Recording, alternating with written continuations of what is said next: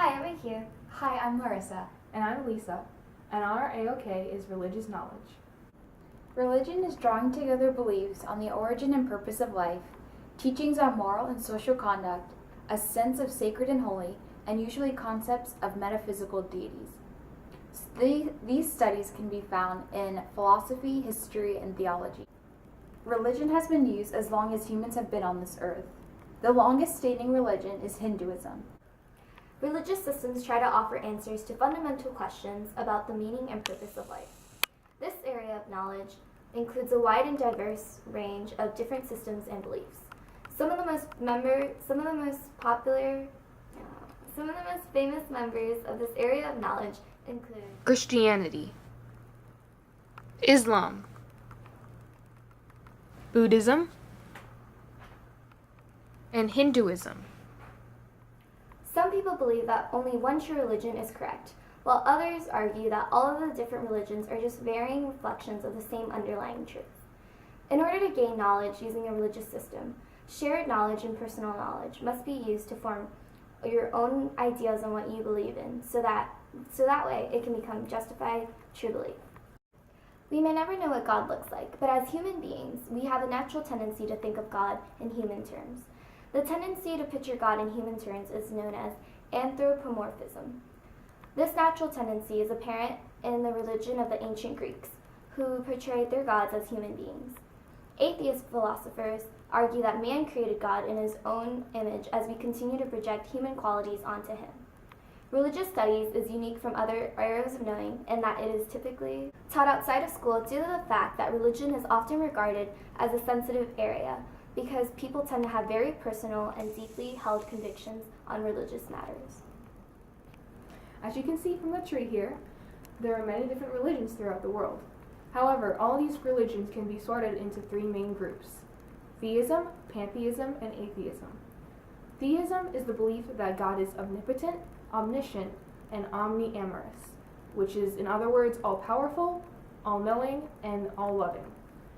These beliefs are shown in Christianity, Islam, and Judaism.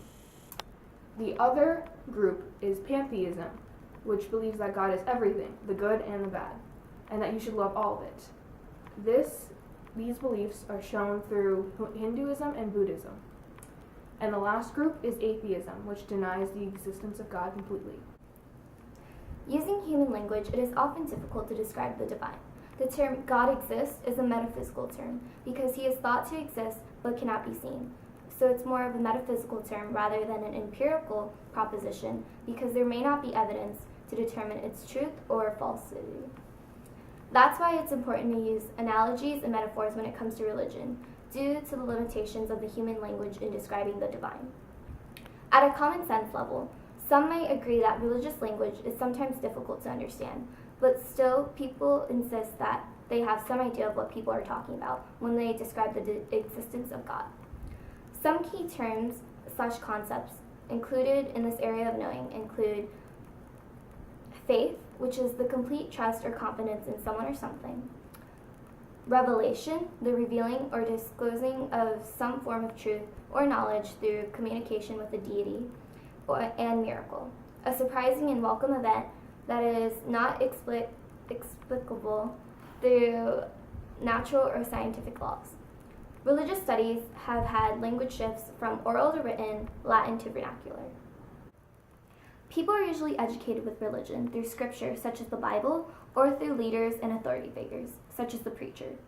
The way of knowing faith is often privileged because it's hard to justify if there's a God or not, or if there are multiple gods. Since religion is hard to justify, methods like interpretation of scripture, use of reason, value on faith, revelation, and sense perception are used to seek, test, confirm, and justify knowledge. Hey, Buddha! How many monks does it take to change a light bulb? None. The change must come from within. Oh, you're so funny. Hey, how does Moses take his tea? He brews it.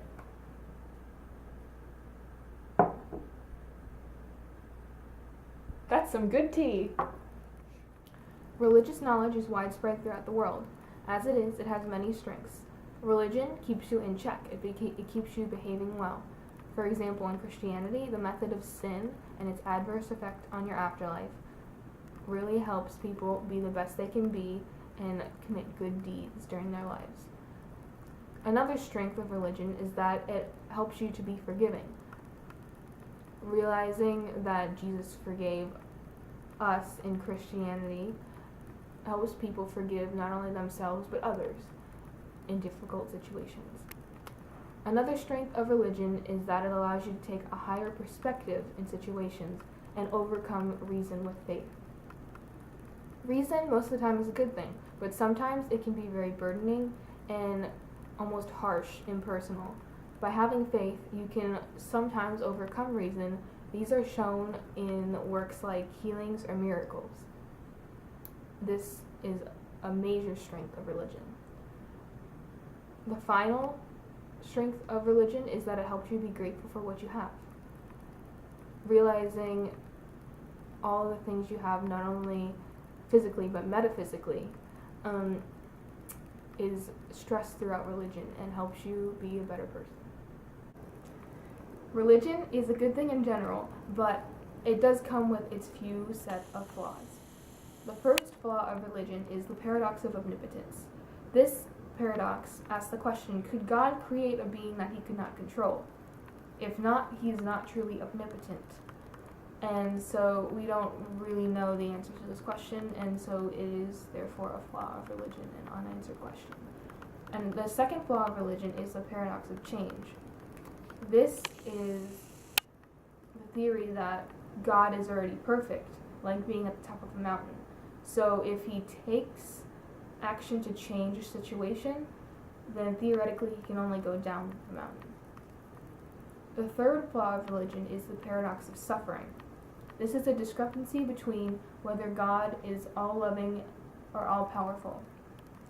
Theoretically, in religions like Christianity, Judaism, etc., we believe that God is all-loving and all-powerful, but there comes a discrepancy in the fact that if he is all-loving and wants us to do good, but all-powerful and can control everything, why do we suffer in the world? And so we can't answer that question either. The fourth paradox of religion is the paradox of free will. If God is all-knowing, then he should know the past, the present, and the future. That makes sense. But theoretically, this could make human free will an illusion. This has been shown in the real world with predestination. That was a branch of Christianity that believed that as soon as you were born, God already knew whether you're going to end up in heaven, hell, everything you're going to do in your lives. But it kind of makes a lot of people feel uncomfortable. So this is another flaw of religion. Furthermore, there are people that deny the existence of religion. They feel that things like miracles and healings aren't really spiritual experiences. They believe that it is really the human mind being tricked into thinking that there was divine intervention in a situation that was really just a freak occurrence in nature. And finally, the big unanswered question, one of the major flaws of religion is the question, why did God create us and why are we here on earth? We can't answer this question in any of the religions. So this is one big flaw of religion. Not to mention, there are many religions throughout the world, but many of these religions contradict each other. So the real question is, who is right? Is anyone right? And what happens to the people that aren't right? Religious knowledge has a very prominent status throughout the world. There are many different views on religion. Some support and some deny it. There are some very prominent supporters that I'd like to bring up. For example, Newton, Isaac Newton, he believed that God existed. He thought the world was such an amazing creation that it could only be created by someone who is all-powerful and all-loving like God. There was also Paley. He believed that the world was like a watch, and God was the watchmaker, making all the intricate gears tick. And finally, Pascal. He believed that it was better to bet that God existed than if he didn't, because if you bet that he existed, then if he does, you'll end up going to heaven, whereas if you don't, then if he does exist, then what will happen to you? On the other hand, there were also skeptics, like David Hume. He went through various theories to deny the existence of miracles. He's the one who created the theory of wish fulfillment, thinking that the human mind would just trick you into believing that spiritual things that happened to you when really it was just a freak occurrence in nature. Also, Davies denied the existence of religion. He believed that it was all evolution, like Darwinism. One interesting note about the status of religious knowledge is that it's very sensitive to people. As such, religious education is mostly done outside of school and is found by people themselves individually, at least in America, or by families more in like collectivist cultures. They're not really talked about much in public education, especially in America. Most of religion is a serious matter that involves self-reflection and building a higher faith.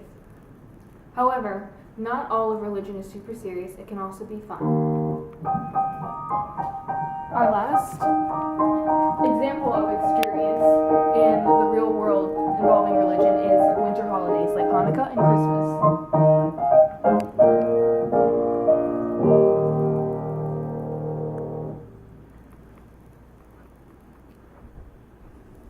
Hey guys! Hey! Merry Christmas! Thank you! Thanks! Oh my god! So I hope you've enjoyed our presentation.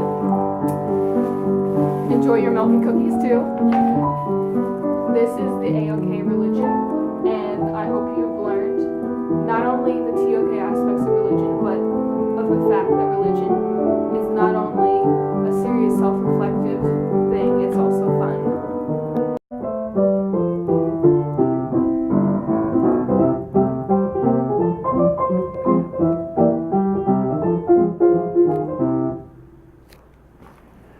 Merry Christmas! In June! And happy Hanukkah!